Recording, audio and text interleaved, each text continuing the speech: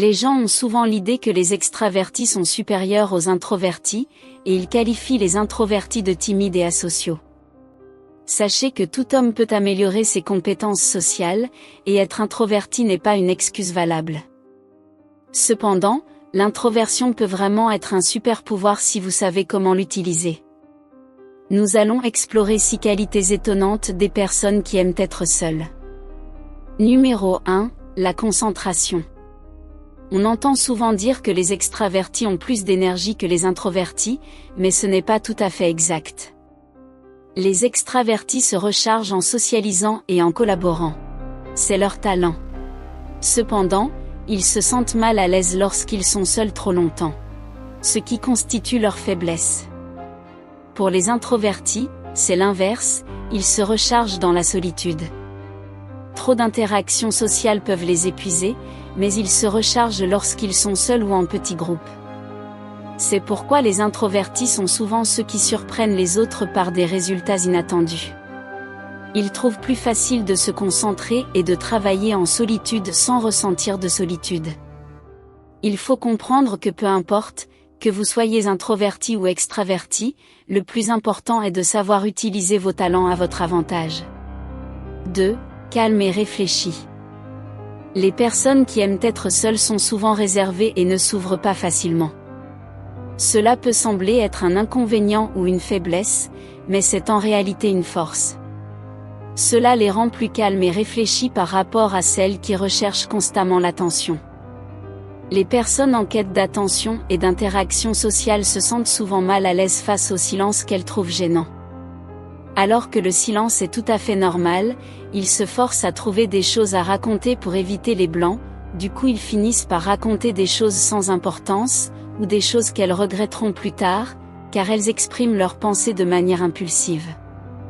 Les introvertis, en revanche, ne ressentent pas ce besoin. Ils prennent le temps de réfléchir avant de parler, se sentent à l'aise dans le silence et ne ressentent pas l'obligation de combler les vides dans la conversation. Bien sûr, il est essentiel de trouver un équilibre. L'extraverti doit apprendre à se taire quand c'est nécessaire, et l'introverti doit s'efforcer d'être plus réactif et de participer à des discussions légères, car cela peut parfois s'avérer utile.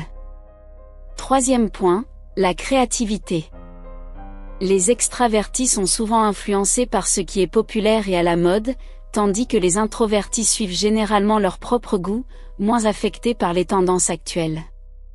En passant plus de temps seuls, ils développent des perspectives, des idées et des intuitions peu conventionnelles.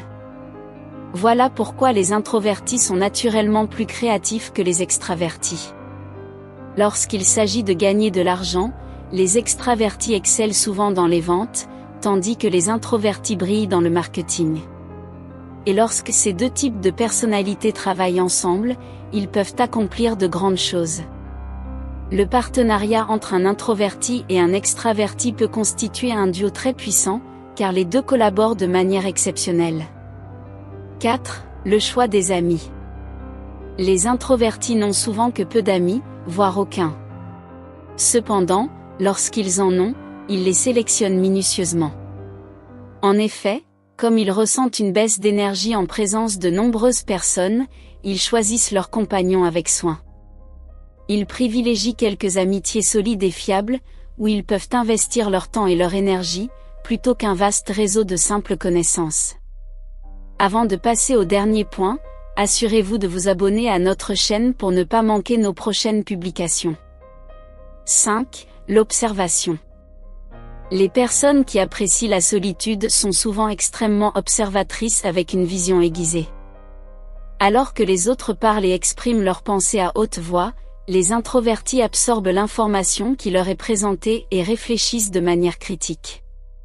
Bien qu'ils puissent sembler simplement assis en silence, en réalité, ils analysent attentivement leur environnement dans les moindres détails. Ils sont particulièrement doués pour remarquer les subtilités du langage corporel et des expressions faciales des autres.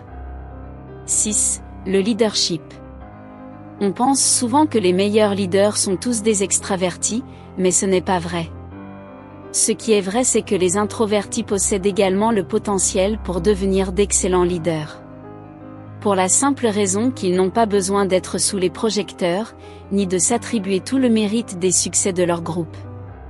Au contraire, ils préfèrent mettre en avant les forces de leur équipe.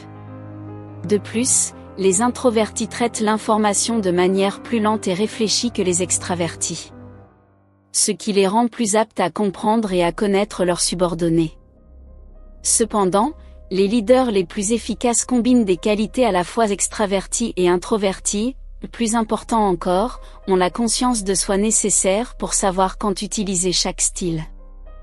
Si vous êtes resté jusqu'ici, merci de m'avoir écouté. Je vous suggère la vidéo qui parle du lien potentiel entre la timidité et l'intelligence, cliquez pour découvrir. À la prochaine fois.